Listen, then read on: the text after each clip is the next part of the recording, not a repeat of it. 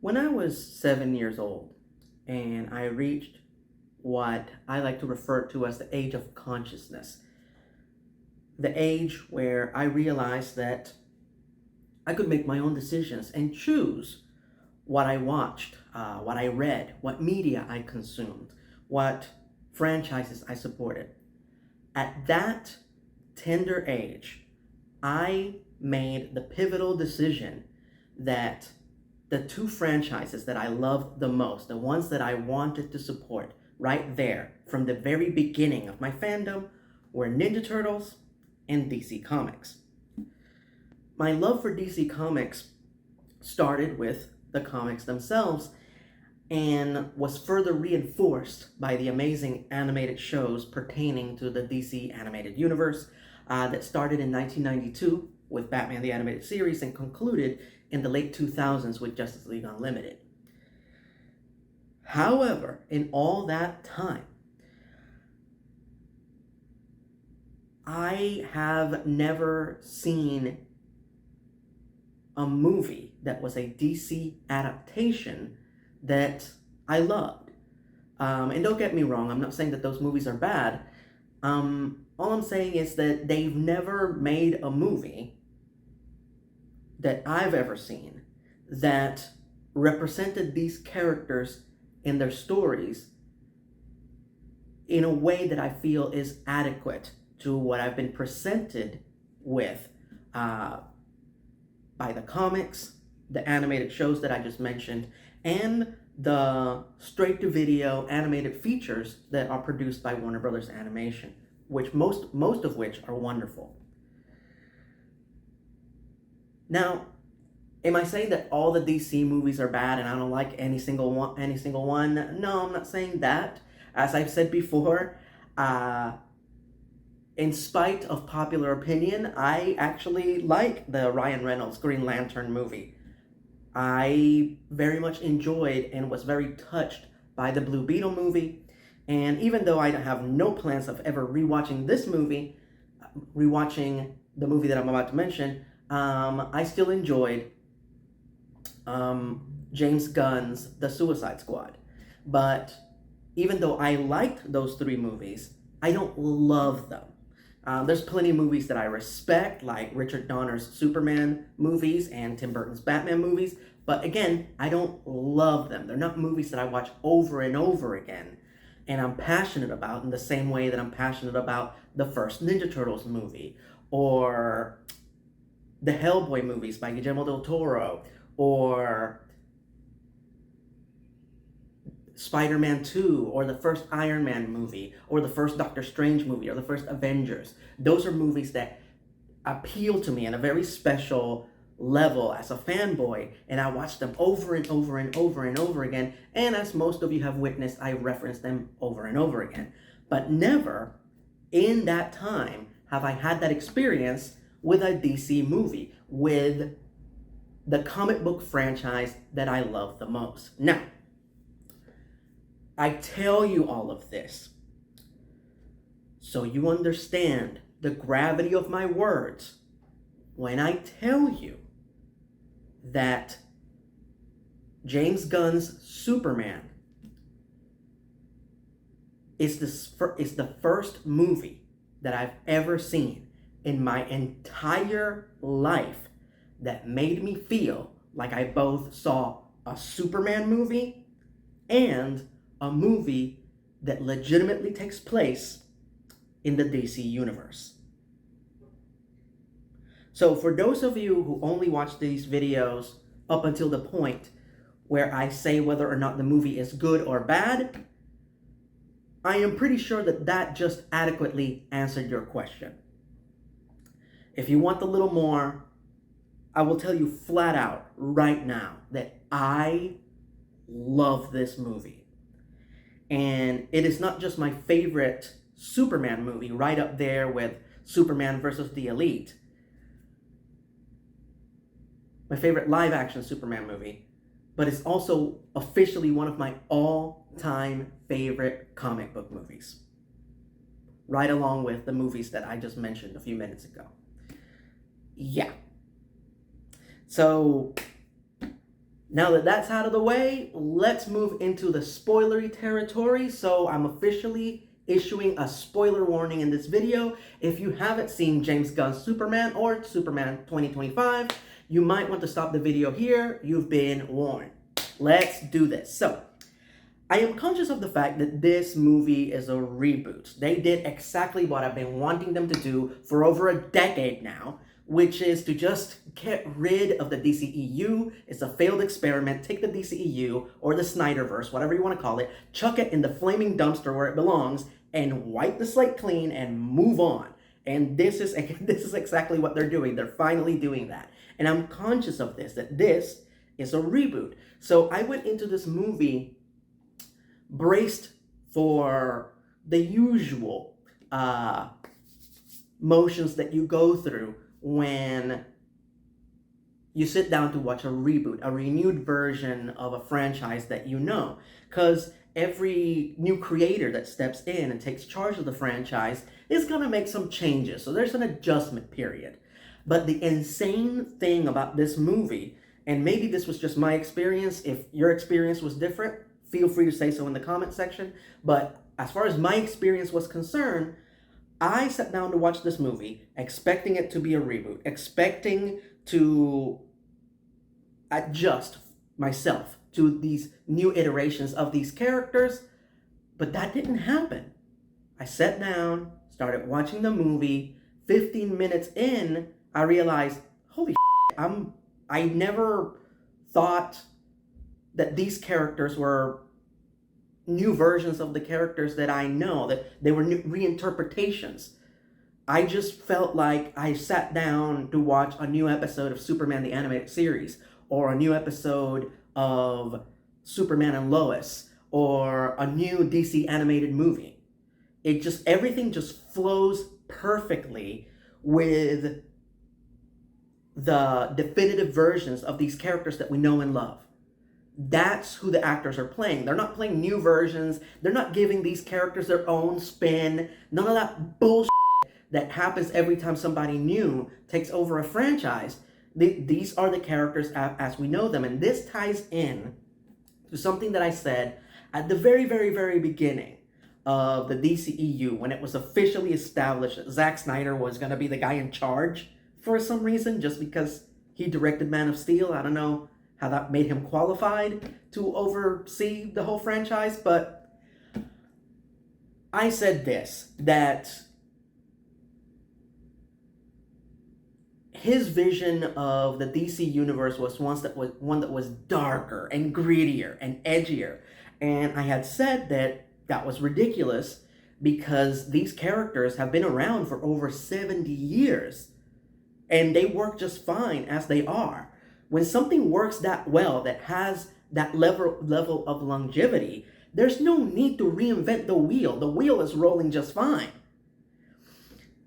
So this movie, I sit down, I watch it. It is not a reinterpretation. It's the same characters that we've known all of our lives, just in a new chapter of the saga.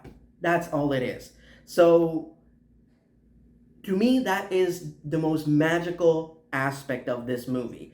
That, at least for me, as a long-term fan, I didn't feel like I needed to get used to this new franchise. It doesn't feel like a new franchise. It feels like a continuation of the franchise that I've always loved since I was 7 years old.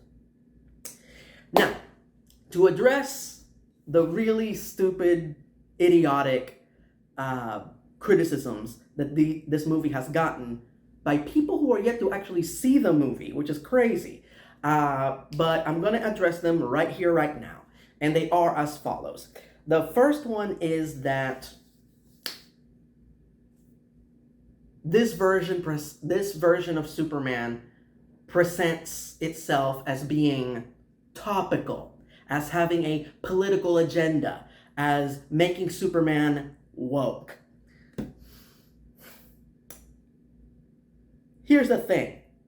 So Superman the comic starts in 1938, and right off the bat, most of Superman's villains were mobsters. And this was a time in which organized crime was at an all-time high in New York, Chicago, and major metropolitan cities all over the US. So for you to openly have your fictional character fighting fictionalized versions of dangerous criminals that actually existed, he also fought Nazis during World War II. They were, by FYI, there were neo-Nazis living in the United States who actually supported what was happening over there. And Superman also fought the KKK, both in the comics and on the radio show, the hit Superman radio show that was on, while the KKK was very active in the United States. So, if anybody asks when Superman became woke, the answer is 1938. You fucking ignorant fuck. So the other moronic, stupid accusation that I've heard from a lot of people that were yet to see the movie is that this movie makes Superman into a wimp, that you get to see Superman get beat up and hurt a lot. Superman is not invulnerable. He is tougher than your average human being. Yes, he can take a ridiculous amount of punishment, get up, and keep on fighting. But he is not unbreakable. There's a comic that is a crossover between the Justice League and the Justice Society, where Stargirl is asking a lot of questions about Superman, and she is under the misconception, like a lot of people, that Superman is just unbreakable. Like, he can get hit by, 5 nuclear bombs and just walk away like nothing happened. And immediately the older members of the Justice Society jump in and say, oh, no, Superman has all these weaknesses. There's all these things that can hurt him. You don't even need kryptonite to hurt Superman. And in the middle of that conversation, Batman jumps in and he says that you can bruise or break Superman's bones by hitting him with 10 tons of weight at a certain speed with over 1,000 PSI, something like that. I don't know the exact numbers, I apologize. But the point is, there are beings in the DC universe that are that strong, like Darkseid and Doomsday. And how did Doomsday kill Superman? By beating him to death. He didn't have kryptonite, he didn't have magic, he didn't have red solar energy, none of that, the conventional stuff, or none of the conventional stuff that they used to hurt Superman. He was just stronger than Superman. So, complaining about these things, complaining about Superman being topical, or Superman not being tough enough, or Superman not being invincible, is the equivalent of saying that you don't know about Superman without saying that you don't know about Superman. I hope that makes everything clear. But at the same time, one of the beautiful things about this movie is that James Gunn brilliantly addresses all of these misconceptions about Superman in the movie. He uses them as freaking plot points. The fact that people think that Superman has it easy, and the first scene in the movie is Superman crash landing after getting his butt kicked by a supervillain and having to be dragged to the Fortress of Solitude by Krypto, and then put under yellow sun energy in order to heal, and how that hurts. Your bones resetting themselves. Have I mentioned that these videos are unscripted? Your bones resettling themselves and your internal organs reconfiguring themselves. It freaking hurts, okay? So him shouting in pain is 100% justified. It doesn't matter how strong he is or how tough he is. And that, the fact that, Superman is perfect. He's not perfect. He makes mistakes all the time. There's this wonderful speech at the end, where he mentions that. But what makes Superman great is that in spite of the injuries, in spite of the setbacks, in spite of the fact that he is terribly unappreciated, both by fans and by the people that live in his own universe that he saves, he gets up and he keeps going. You gotta keep in mind, there are plenty of characters in the DC universe that have the same basic power set as Superman. There are a lot of characters in the DC universe that are more powerful than Superman. One could argue that Metamorpho is more powerful than Superman. He just could turn his hand into kryptonite and hurt Superman. Just like that, just sitting there, relaxing. No problem. Just so one could say that he's more powerful, but what makes Superman special is his unbreakable will and dedication to employ said might to help others. That's what makes his story interesting. So one of my fellow producers made a really good point in her review of the movie, and she said this, that to the people that are accusing of Superman being topical, she said that it's not the fact that Superman is referencing things that are happening right now. It's the fact that Superman has been around so long that things that were already in his stories have now become fact. The supervillains have become real. Excellent point. Loved it. And I was conversing with her and I made the point, and she liked this, so I'm sharing it with you guys, that Lex Luthor is the longest existing supervillain of all time. He's been around since the early 40s, and comic books are a reflection of society. That's what they are. They are a fantastic, sensationalized version of what's happening in the real world. And in that way, Lex Luthor has evolved to change into whatever we see as an antagonist as the decades have gone on. When Lex Luthor first appeared, he was a mobster. Then in the 50s and 60s, he became a mad scientist. Then in the 80s, he became a businessman. And in the 90s, he became the president. So, yeah, like I said, if anybody asks, 1938. Anyway, let's move on. So, let's talk about my favorite things about this movie. My favorite scene was the kaiju battle, because it illustrates perfectly what makes Superman great and why he is a much better superhero than most of the conventional heroes in the DC universe. You see everybody fighting this kaiju together, but Superman is the only one that's taking care to save people. This is when that awesome shot from the trailer happens, when all these safety pillars get ripped out of the street and go flying at a little girl, and Superman comes behind her and hugs her and shields her from getting hit by all the pillars. Because he's the only one that does that. It is a hero. The difference between a hero and a superhero is that a hero tries to save as many people as possible, even though there will be collateral damage. A superhero tries to save everyone, even the monster, which Mr. Terrific, who I love very much, killed right off. You put bombs in his stomach and killed him. And Superman was like, I wish we could have just taken him to an intergalactic zoo or something. And I agree, it's not the monster's fault that he found himself in a city. So yes, it's a scene that's very action-packed and very funny at times, but it services the plot and the character very, very, very well. So my favorite line, I have a bunch. I have condensed this into a top 3 because, my God, James Gunn and his dialogue just... but I love the speech that Jonathan Kent, Superman's adopted father, gives him after Clark discovers what the rest of the message from his biological parents said, that they basically intended for him to use his powers to conquer Earth. But he misinterpreted that message, the beginning of that message, and believed that they intended for him to help the planet, to save the planet, to stop from happening to Earth what happened to Krypton.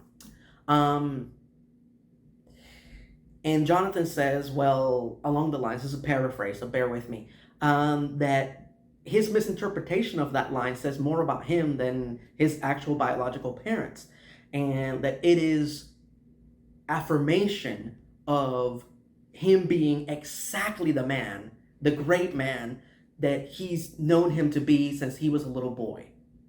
and just beautifully delivered, just excellent. Love the Kents, the actors that they got to play the Kents. They're just regular people. They're not cartoonish TV versions or character versions. They're just really, grounded, regular people who just love their son. And so that moment when Clark just grabs him and just holds him tight in an embrace, very well earned, because Jonathan said exactly what he needed to hear at that moment. My second favorite line is one that I've been waiting to hear for the longest time, because it's affirmation to something that I talked about a lot during the last few seasons of Arrow, where they had Mr. Terrific on there, but it was nothing like Mr. Terrific from the comics, and I'll leave it at that. But here we have a version of Mr. Terrific that's a lot closer. In the comics, I feel that Mr. Terrific is a lot cooler. He's like a rapper who's also a genius and a celebrity. But here, he's very Mr. Spock-like, just close to emotions, just pure freaking logic. And I feel that James Gunn went with that decision to be a foil for Superman, because Superman is all heart, and he thinks secondly. He leads with his heart and then uses his mind. Terrific is all mind. He's all logic. So I respect why the change was made, not criticizing it. And there's a moment at the end when they need to stop the dimensional rift that Lex Luthor stupidly created, and Terrific is walking up to the computer to stop the problem, and one of Luthor's employees gets in the way and says, oh, I know how to fix this, and all he says is like, get out of my way. I don't need your help. I'm Mr. Terrific. And he says that. Yes, because it also made me feel good that because of that terrible moment in X-Men First Class where Eddie Gathegi's character, Darwin, the mutant who evolves and can survive anything, gets killed right away, right after they named him, and we got to see his powers for the first time, which was so annoying. But here, man, he's a hero, and he is the legitimate version of this character, and he's not going to have somebody do his job for him, let alone get killed within a few minutes of being introduced. So that felt so freaking good. But my number one favorite line in the movie is one that is hilarious, but once again illustrates exactly who Superman is, and it's during the post-credit scene. After Terrific has put the city back together, but one of the buildings is slightly askew. It's not flush, and Superman it's kind of critical about it, and it upsets Terrific, and Terrific gets mad and walks away. He literally put a city back together, an entire city back together with his genius, and this guy's complaining, and Superman goes, "Oh, I can be such a jerk sometimes." My grandmother used to say that if you want to tell if somebody's a really good person, actually a good person, you can tell because when something bad happens, they are the first one to take the blame. And that's Superman. He is, no matter what, he's always, while he fights for us and tries to save us, his true struggle is, his true battle is his desire to be a good person. And very quickly, I just want to send a shout out to the cast. This cast is amazing, and everybody's great, but the one person that I want to single out is Nathan Fillion as Green Lantern. Yes, we got both Nathan Fillion and Alan Tudyk finally in a DC movie, just not in the way I expected. Would I preferred if Nathan Fillion played Hal Jordan? Absolutely. Unfortunately, it didn't work out that way, but I feel that Guy Gardner is a good secondary character for him to play. I've said it a million times before. There is an art to playing a likable jerk, and Nathan Fillion is one of those handful of actors who are very good at that, right up there with Bruce Campbell, Robert Downey Jr., Benedict Cumberbatch, Nathan Fillion. And so yes, if they wanted to put Guy Gardner in a movie and have him be the jerk that we know him as the comics, but still be a fun, likable character, Nathan Fillion was the way to go. They couldn't have, James Gunn couldn't have casted that better. And according to interviews that Nathan Fillion has done, he based his portrayal of Guy Gardner on Estelle Getty's character from Golden Girls, Sophia Petrello. And knowing that makes it all the better. So all the respect in the world and appreciation for Nathan Fillion coming in here, finally, big budget superhero movie, playing one of the central characters and one that is essential to the plot. You need the character who doesn't believe Superman and questions everything he does and is an absolute jerk to Superman's lovable boy next door sweetness. And Nathan Fillion delivered on that tenfold. A lot of you have asked me already on social media, do I want a sequel? God, yes, absolutely. Why wouldn't I? I want a proper Superman trilogy. And it's crazy that there's been so many Superman movies. We've had 4, 5, 6 Superman movies at this point. Superman solo movies. And we're still just scratching the surface of the franchise.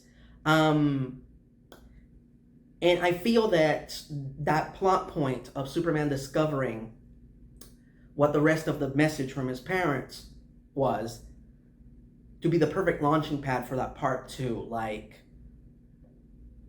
Superman exploring, like, what was Krypton's intentions, and what possible dangers could come from Krypton that he would have to fight, that he would have to stop. And I think the perfect villain to represent just how horrible, how evil the real Krypton is not Zod. God damn it. I'm so sick and tired of Superman movies throwing in Zod as the villain. Put Zod away. No, the villain on the next Superman movie should be Brainiac, and only Brainiac. Why are we 6 movies in, or 7 actually now, counting this one, into the Superman film verse, and Brainiac is yet to show up? It's crazy. It's long overdue. It's like having a Batman movie franchise and you've never seen the Penguin appear. It's crazy. So yes, I want part 2 and I want Brainiac to be the villain. There you go. And now for the part of the video that all of you look forward to, the announcements. So right now on my Patreon page, we're keeping this DC train going. I am bringing back the casting couch. I am casting the rest of James Gunn's Justice League. So if you want to check out that video, but you're not a patron, all you have to do is go to patreon.com and pledge $1. That's it. You pledge $1 and you can help me to continue create content, and in return, you get free videos. You can't beat that with a wooden stick. Now, I know a lot of you are concerned about when or if I am going to talk about Fantastic Four First Steps. Well, guess what? I am doing that in 1 week. 1 week from the moment that this video premieres, I will be doing unscripted, extemporaneous review of that movie, just like this one, on this channel. Now, for those of you that are concerned that I'm just going to be doing unscripted videos from now on, relax. I will go back to doing scripted videos the very next week after that, okay? In early August. So relax, it'll be fine, okay? But next week, another extemporaneous unscripted video, but this time, the other huge comic book movie that is taking the franchise back to its origins, just like this one, Fantastic Four First Step. Now, the announcement that you guys are really waiting for. What's gonna be my next honest review? My next honest review will be announced next week on my Fantastic Four video. So you have to wait until the end of that video to find out the answer to that question. Because like any good comic book, the best way to end it is with a to be continued. So thank you so much for your ongoing support, guys, because as I always say, I could not do what I do without you.